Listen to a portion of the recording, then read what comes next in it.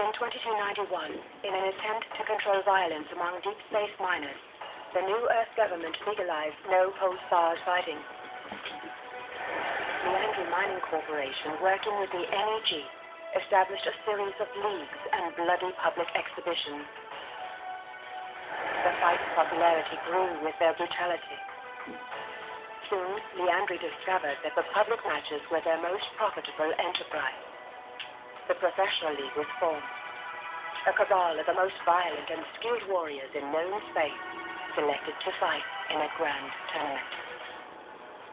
Now it is 2341. 50 years have passed since the founding of Deathmatch. Profits from the tournament number in the hundreds of billions. You have been selected to fight in a professional league, but